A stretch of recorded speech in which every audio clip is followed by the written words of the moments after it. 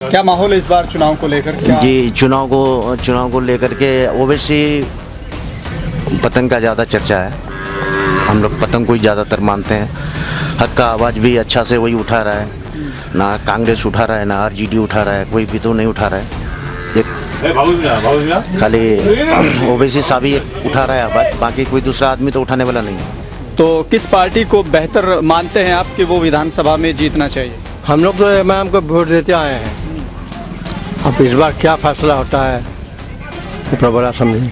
तो कई लोग कह रहे हैं कि वो हक बात करते हैं तो बीजेपी आ जाती है क्योंकि वो बीजेपी के लिए काम करते हैं। वो तो सच्चाई है, अवैसी सच्चाई में है, वो उस पर अंजाम थोपा जा रहा है। जो बोल रहा है तो वो गलत बोल रहा है। तो पिछले 5 सालों में कुछ विकास हुआ है या उम्मीदों पर उतरे हैं विधायक जी? उससे तो हमको कुछ नज़र नहीं आया अभी, कुछ भी नहीं।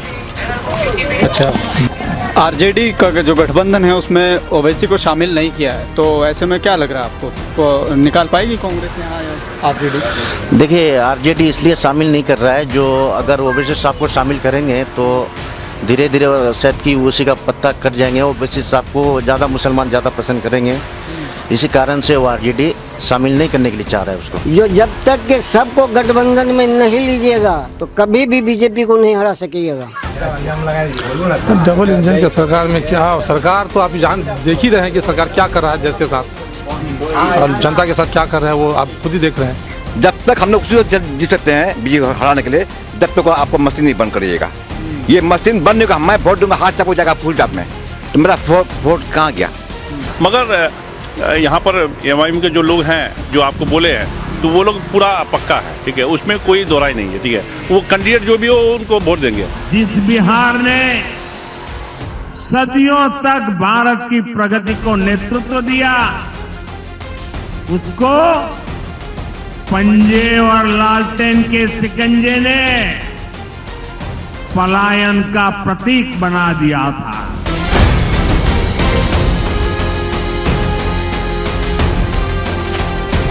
प्रधानमंत्री और नीतीश कुमार की जोड़ी सिर्फ कुर्सी के लिए है, ये बिहार के अच्छाई के लिए नहीं किए। वो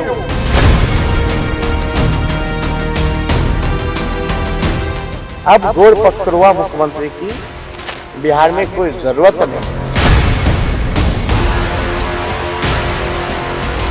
मैं हिंदुस्तान की जनता को और बिहार की जनता को कह रहा हूं, और जैसे महाराष्ट्र का चुनाव चोरी किया गया था, वैसे ही बिहार का चुनाव चोरी करने की कोशिश की जा रही है।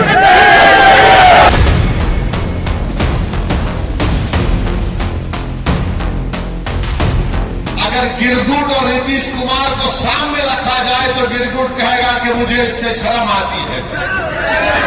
इतना रंग बदलते नीतीश कुमार।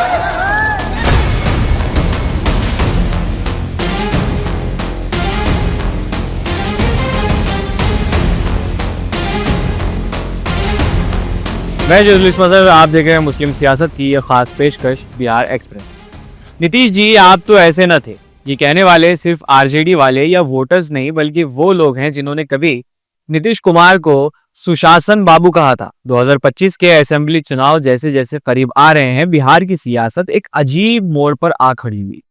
एक तरफ तेजस्वी यादव जो महागठबंधन का ब्रांड फेस बन चुके हैं, और दूसरी तरफ नीतीश कुमार जो कभी फ्री बी कल्चर यानी कि मुफ्त की चीजों का विरोध करते रहे, लेकिन आज खुद उसी रास्ते पर चल पड़े हैं। नीतीश कुमार ने अब सोशल मीडिया, खासकर एक्स हैंडल को चुनावी हवाला बना के रख दिया है। जहां पहले मोबाइल का विरोध करते थे, अब वहां डेली पोस्ट और स्कीम्स की घोषणाएं चल रही हैं। लेकिन क्या ये चेंजिंग इमेज उनकी पॉलिटिकल इनसिक्योरिटी का सिग्नल है? क्या वो तेजस्वी के पॉलिटिकल उदय से घबरा रहे हैं, या फिर उन पे बीजेपी का प्रेशर है? इधर वोटर लिस्ट का तमाशा भी अपने चरम पर है।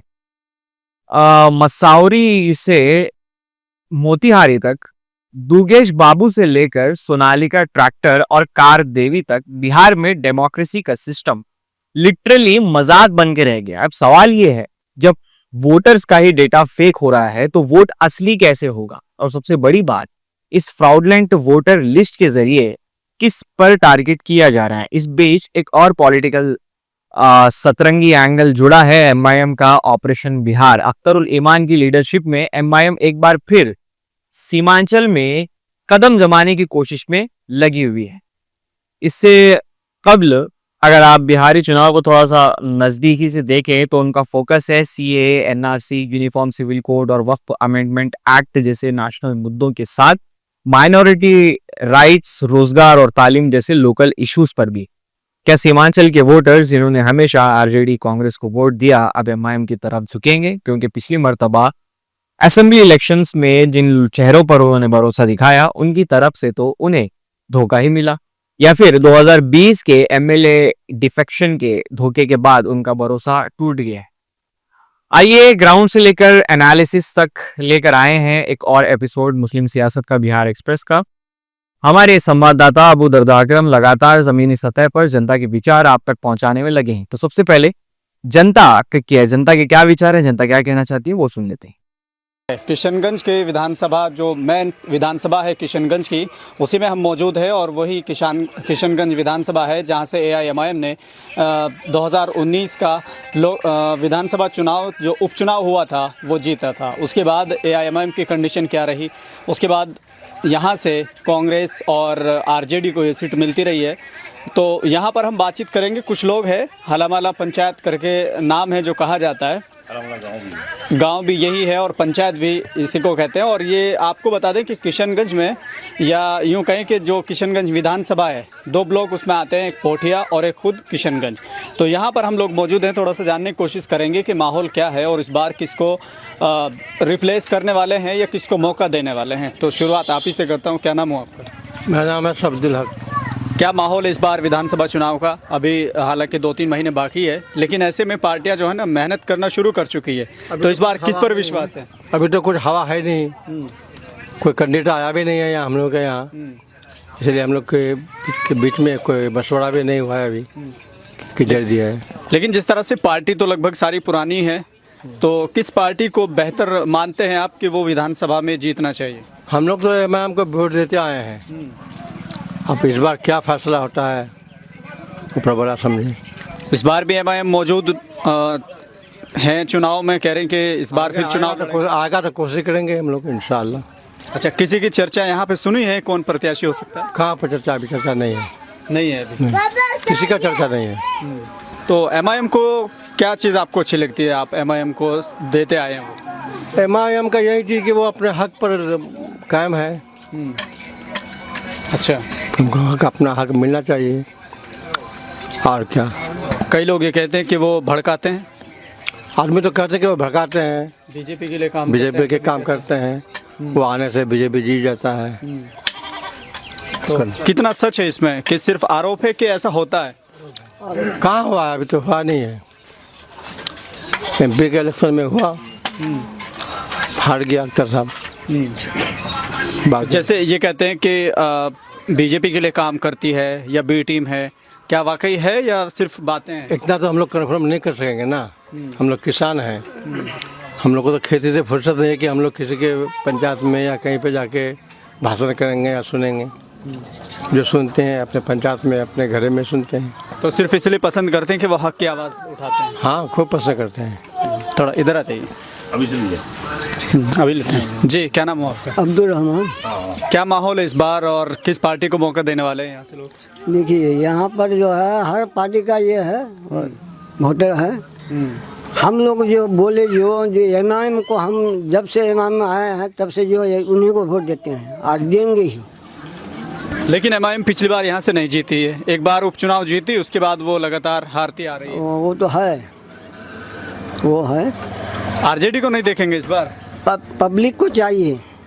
एमआईएम असदुद्दीन अवैसी क्या कर रहे हैं, क्या ये कर रहे हैं? वो हक की लड़ाई लड़ रहे हैं या नहीं लड़ रहे हैं? हम लोगों को उसके साथ देना चाहिए। और हम लोग जो है बोलते हैं बी टीम है, ये है, वो है, तो गलत है। कई लोग ये कहते हैं कि जब वो बोलते हैं तो मुस्लिम नौजवानों को भड़काते हैं, और कहते हैं कि जब वो लड़ते हैं तो बीजेपी आ जाती है। जब वो हक बात, आप कह रहे हैं ना कि हक बात करते हैं, तो कई लोग कह रहे हैं कि वो हक बात करते हैं तो बीजेपी आ जाती है क्योंकि वो बीजेपी के लिए काम करते हैं। नहीं, गलत है, ये तो गलत है।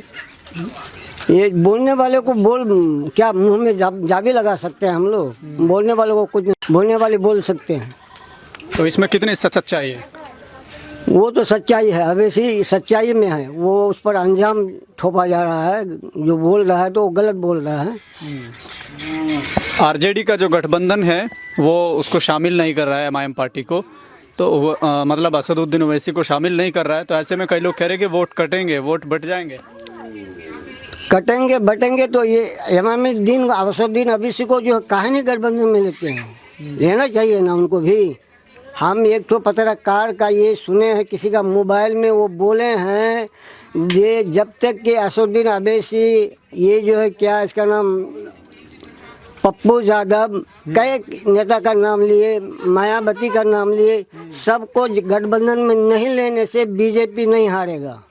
गठबंधन में सबको लीजिए। क्या आप लोग जो है ऐसे ही गठबंधन करके जो है कभी भी जो है बीजेपी को नहीं हरा सकते हैं? हम एक तो पत्रकार का जो है मोबाइल में सुने हैं, सही बोले हैं, वो सही बोले हैं। तो सबको साथ में लिया जाए, ओवैसी को साथ में ले सकते हैं, तभी बीजेपी रोक सकते हैं। हाँ, ऐसे में आरजेडी के लोगों को क्या कहना चाहेंगे जो नहीं ले रहे हैं? उसको हम क्या कहेंगे? हम लोग तो इतना ये नहीं है जो उसको कोई बात बोलेंगे ये काहे नहीं लेंगे। लेना चाहिए, लेना चाहिए, लेना चाहिए। नहीं ले रहे हैं गलत बात है, नहीं लेना। अरे 10 मांग रहा है सीट, 5 ही सीट दिए, 2 ही सीट दिए, समझा बुझा करके मिला करके चलिए। एक तो पत्रकार का हम मोबाइल में सुने हैं, जो जब तक के सबको गठबंधन में नहीं लीजिएगा तो कभी भी बीजेपी को नहीं हरा सकेगा। वो तो सही बोला है, मोबाइल में देखे हैं। चलिए, क्या नाम हुआ आपका? फिक्रू आलम। क्या माहौल इस बार क्या लग रहा है, किसको मौका देने वाले हैं? मगर राहुल गांधी को, कांग्रेस। राहुल गांधी कांग्रेस जी। वर्तमान में भी कांग्रेस के विधायक हैं? वर्तमान में है। क्या नाम है? नाम उसका इजारुल हुसैन। हाँ, इजारुल हुसैन। अच्छा, लास्ट टाइम कब आए थे यहाँ जनता के बीच? वो एक सेकंड, आप सुने नहीं, ऐसे हम वैसे भी कभी कभी इधर उधर रहते हैं तो उतना हम नहीं कह पाए कि कब आए। और कभी बाहर भी रहते हैं, घर में भी रहते हैं। क्या काम करते हैं? मजदूर आदमी हम, प्रवासी हैं। तो पिछले 5 सालों में कुछ विकास हुआ है या उम्मीदों पर उतरे हैं विधायक जी? उससे हमको कुछ नज़र नहीं आया अभी, कुछ भी नहीं। अच्छा, कुछ नज़र नहीं आया या खुश नहीं हुआ, लेकिन उसके बावजूद हम कांग्रेस को देंगे। हम वजह इसके पीछे कारण क्या है? इसका पीछे कारण यह है कि हमारे सुजापुरी कहावत में है कि हाथी बैठ जाए तो गधा से ऊंचा दिखता है ना। इसलिए हम कांग्रेस को देंगे।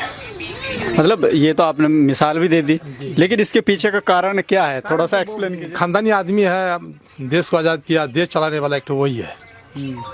हाँ, उससे बेहतर कोई नहीं। लेकिन उलमाओं की एक पूरी लिस्ट है जिन्होंने देश को आज़ाद कराया। ये तो एक राजनीतिक पार्टी है, ठीक है, और ऐसे में पसंद करते हैं, हम उसको पसंद करते हैं। सिर्फ इसलिए कि उसने आज़ाद कराया देश? नहीं, बहुत सी बात है। देश को बहुत अच्छा शांतिपूर्वक चलाते हैं भी। ये बड़ी बात है, बहुत बड़ी बात है। वो हिंदू मुस्लिम नहीं करते। तो जैसे आप देख रहे हैं नीतीश कुमार और बीजेपी के साथ कार्यकाल, कभी नीतीश कुमार और लालू यादव का कार्यकाल, इनमें से बेहतर कौन सा लगता था आपको? कैसे सरकार कौन सी अच्छी लगती थी, नीतीश कुमार और बीजेपी के साथ या नीतीश और लालू के साथ? नीतीश और लालू के साथ।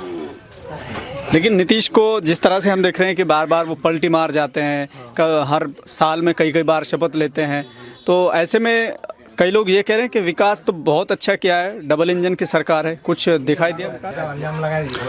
डबल इंजन की सरकार में क्या, सरकार तो आप देख ही रहे हैं कि सरकार क्या कर रहा है देश के साथ और जनता के साथ क्या कर रहा है, वो आप खुद ही देख रहे हैं। नहीं, आप बताएंगे ना थोड़ा, तो क्या कर रहे हैं? अब हम उसके बारे में आप सब जान ही रहा है, देख ही रहा है, तो उसको क्या बताएं, विशेष क्या बताएंगे उसके बारे में। चलिए, क्या नाम है आपका? मेरा नाम है आलम। क्या किसको क्या माहौल दे? अभी तो हम लोग का अभी 3 महीना टाइम है, तो अभी 3 महीना में किसका किधर मिजाज जाएगा अभी तो पूरा लोगों का मशवरा नहीं हुआ है। जब लास्ट टाइम होगा तो सबका मशवरा होगा, भाई इधर देना चाहिए, उस पर भी कोई इधर कोई उधर बंटवारा हो जाता है आदमी। पिछले चुनाव में आपने देखा कि वोट का बंटवारा हुआ है, कई लोग इस तरह की बात करते हैं, तो इस बार ऐसा क्या करेंगे किशनगंज के लोग जो वोट का बंटवारा ना हो? बंटवारा तो अब टाइम आएगा, फिर बंटवारा तो हो ही जाता है। बंटवारा कहाँ रुकता है? कोई कांग्रेस को, कोई इसको बीजेपी को, कोई और इसको जनता को दे रहे हैं वोट। बंटवारा तो हो ही रहा है हर एक बार। चलिए, क्या नाम हो आप? नीट में कामयाब नहीं हो पाए, विजडम आपके लिए लाया है दूसरा मौका, नीट रिपीटर बैच। इस साल विजडम ने नीट में बेहतरीन कामयाबी हासिल की है। पेपर टफ होने के बावजूद 545 मार्क्स के साथ स्टूडेंट ने शानदार परफॉर्मेंस किया है और 25% स्टूडेंट्स गवर्नमेंट सीट हासिल करने में कामयाब हुए हैं। ये कामयाबी का सफर एक बार फिर नए काफिले के साथ रवाना होने को तैयार है, जिसका हिस्सा बनने का मौका अब आपके पास भी है। विजडम नीट रिपीटर बैच शुरू हो चुका है, जिसमें न सिर्फ आपको तराशा जाएगा बल्कि आपको स्कॉलरशिप्स भी दी जाएंगी। अगर आपने 400 से ज्यादा मार्क्स हासिल किए हैं तो आपको 90% स्कॉलरशिप दी जाएगी और ऐसे ही इस स्कॉलरशिप का सिलसिला 199 मार्क्स तक चला जाता है। तो अगर आप अपने डॉक्टर बनने के सफर को मंजिल देना चाहते हैं तो इस सुनहरे मौके का फायदा उठाएं। नीचे दिए गए नंबर पर अभी कांटेक्ट करिए।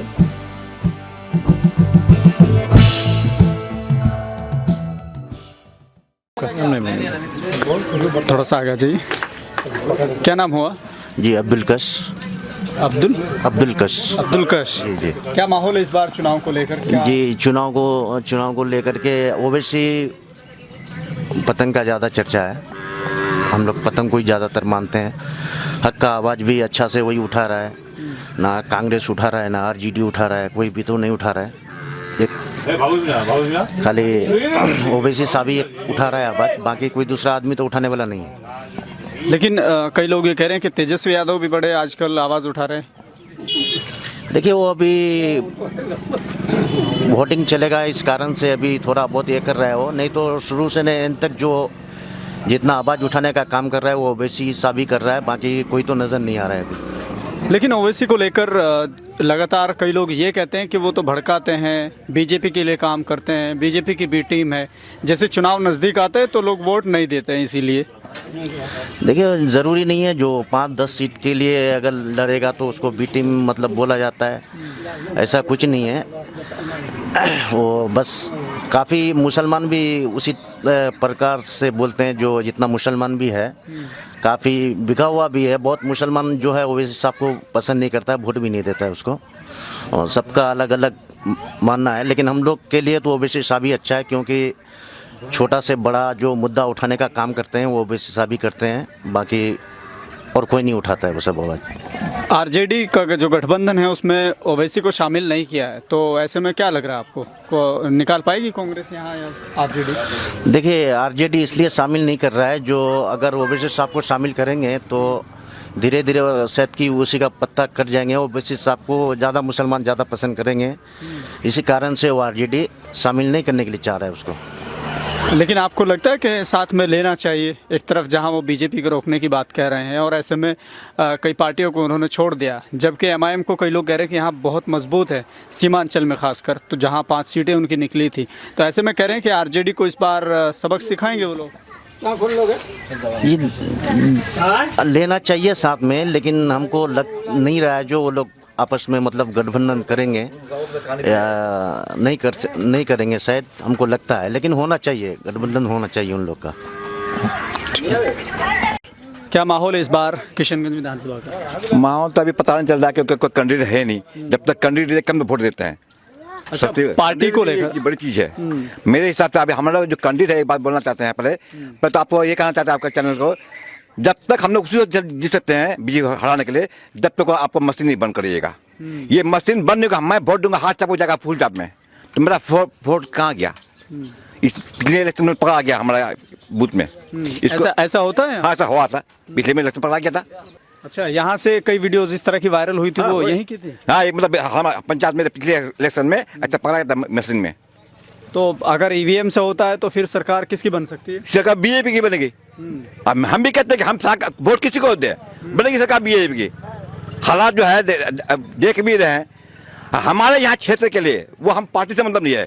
हमारे अख्तर साहब को मुजाहिद मास्टर को 880 को जिताए, वो पार्टी से मुद्दा लेके हमारे जो काम करते हैं, जो अभी नेता जो है मेन जब 3 आदमी नेता है, हम पार्टी से किस पार्टी में है, इनको जिताना जरूरी है। हम हमारे इस क्षेत्र के किसी के लिए मेरे नजरिए से जी बड़ी बात है, पॉइंट की बात है। क्या नाम हो आपका? जी इंतहा वाला क्या माहौल है इस बार?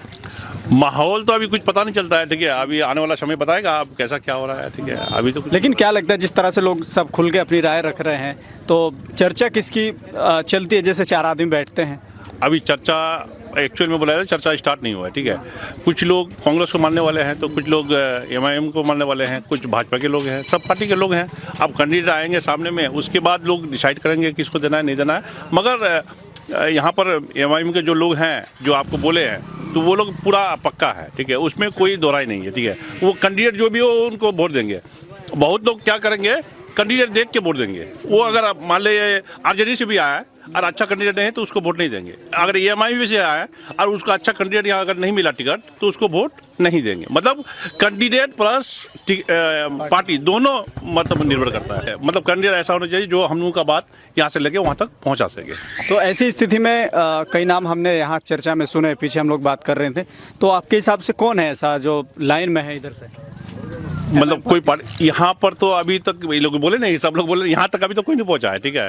अब कौन आते हैं, किनको देखिए, वो तो आला कमान का फैसला होगा, किनको टिकट मिलेगा। टिकट अच्छे लोगों को मिलता है या पैसे पर मिलता है, वो तो समय बताएगा, ठीक है। अगर पैसे पर मिलेंगे, अब जो 100 आदमी को मिल जाएगा तो फिर वही होगा जो होता है हर साल, ठीक है। अगर अच्छे लोगों को मिलेंगे जो बात को पहुँचा सके तो उसके हिसाब से वोट होगा। लेकिन एक बात ये भी तो है कि देखिए पार्टी में कोई आ रहा है या चुनाव जीत रहा है तो उसको कैसे पता लगेगा कि वो टूट के जाएगा? ऐसे तो पूरी कांग्रेस आपने देखा, जगह जगह पर कांग्रेस टूटी, बीजेपी में गए और फिर सरकार तक गिर गई। तो ऐसे तो नहीं बता सकते अंदर की बात? नहीं, अंदर की बात तो बता नहीं सकते हैं, मगर जैसे वो तो पार्टी ही आला कमान भी यही करेगा। मगर उनको तो ये कोई है कि ये बनाना चाहिए, बॉन्ड वगैरह बनाना चाहिए जिससे वो अपना उसमें रहे, ठीक है। ऐसा रूल बनना चाहिए आपको मतलब? हाँ, रूल तो बनना चाहिए। पार्टी में जो वो 1 थर्ड लेके भाग जाता है वो मेरे हिसाब से खत्म होना चाहिए। 1 थर्ड लेके भागता नहीं है, जैसे कि मान लो 6 है, 3 आदमी चले गए, पार्टी छोड़ के भाग गए, तो वो रूल खत्म होना चाहिए। पर हम लोग का बोलने से क्या होगा, वो तो ऊपर की बात है, ठीक है, बड़े लेवल की बात है। खैर जनता का फैसला तो बहुत माना जाता है, लोकतंत्र में जनता ही का सब कुछ होता है। वो तो ऊपर लेवल की बात है, उसमें तो हम लोग कुछ बोल नहीं सकते है ना। चलिए, तो आपने देखा कि लगातार यहाँ से कई लोगों से हमने बातचीत की है। ज़्यादातर लोगों का ये भी कहना है कि पार्टी मैटर नहीं करती कि पार्टी कौन सी है, लेकिन मैटर करता है कि प्रत्याशी कैसा है, क्या जनता से जुड़ा हुआ है या फिर सिर्फ हवाई बातें होती है। तो अब देखने वाली बात ये होगी कि किस पार्टी के किस प्रत्याशी पर किशनगंज की जनता मोहर लगाती है। फिलहाल के लिए सिर्फ इतना ही। तो दोस्तों, एक तरफ बिहार के सत्ता के सौदागर अपनी इमेज मेकओवर में लगे और दूसरी तरफ जमीन पर सिस्टम की दीवारें दरकत रही हैं। तेजस्वी यादव बदलाव की वजह बन रहे हैं या सिर्फ एक नया ब्रांड? नीतीश कुमार अपने ही डिसीजन से कंफ्यूजन में हैं या एक मजबूर नेता बन चुके हैं? Easy schemes, social media post और फ्री बेनिफिट्स के बीच वोटर लिस्ट जैसी बेसिक चीज पे भी करप्शन हो रहा है। जब दोगेश बाबू और सोनालिका ट्रैक्टर को वोट का हक मिले और असली लोग लाइन में रिजेक्टेड हो जाएं, तो समझ जाइए कि लोकतंत्र की दीवार तब गिरती है और उसे बचाने के लिए अब क्या ही आम आदमी कोशिश करे। MIM के लिए ये चुनाव एक अग्नि परीक्षा है। एक तरफ उनका 2020 का बिट्रेयल वोटर्स भूल पाए हैं या नहीं, और दूसरी तरफ 2024 का जीरो रिजल्ट ने उनका कॉन्फिडेंस हिला दिया है। लेकिन इस बार सीमांचल की आवाम की जितने भी तासुरात हैं, बयानात हैं, विचार हैं, उनको सुनने के बाद तो यही बात कही जा सकती है कि इस मर्तबा फिर सीमांचल के वोटर्स, बतौर खास बिहार का मुस्लिम तबका, इस बार अब MIM के ऊपर भरोसा करता हुआ दिख रहा है, महज इस वजह से ताकि नेशनल लेवल पर उनकी जो वकालत है, कोई एक समूह दाए के लिए बड़े प्लेटफॉर्म्स पर भी अगर कोई बात कर रहा है तो अक्सर लोगों का कहना है कि वो ओवैसी और उनकी पार्टी कर रही। वक्त CAA और UCC जैसे मुद्दों को ग्राउंड तक ले जाने की कोशिश MIM की और बिहार के प्रेसिडेंट अख्तर ईमान की किस हद तक कोशिश हो सकती है, ये चुनाव के नजदीक ही पता चलेगा। सीमांचल जहां अब तक RJD का बोलबाला था, अब स्प्लिट होने लगा है। क्या MIM वहां एक थर्ड फोर्स बन पाएगी या ये एक और अटेम्प्ट बनकर रह जाएगा? यहाँ नेता तो बदलते हैं लेकिन वोटर्स का हाल नहीं। हम लाते रहेंगे आप तक ऐसे ही बिहार की जमीन से उठी सियासत की कहानियां, बिना मेकअप, बिना स्क्रिप्ट, सिर्फ हकीकत के साथ। मैं हूं जर्नलिस्ट फजर, आप देख रहे हैं मुस्लिम सियासत, और बिहार एक्सप्रेस के एक और नए एपिसोड के साथ, जमीन से जुड़े नए मुद्दों के साथ फिर आपसे मुलाकात होगी। अब तक अगर चैनल को सब्सक्राइब नहीं किया है तो चैनल को सब्सक्राइब जल्दी से कर लीजिए और बने रहिए मुस्लिम सियासत के साथ।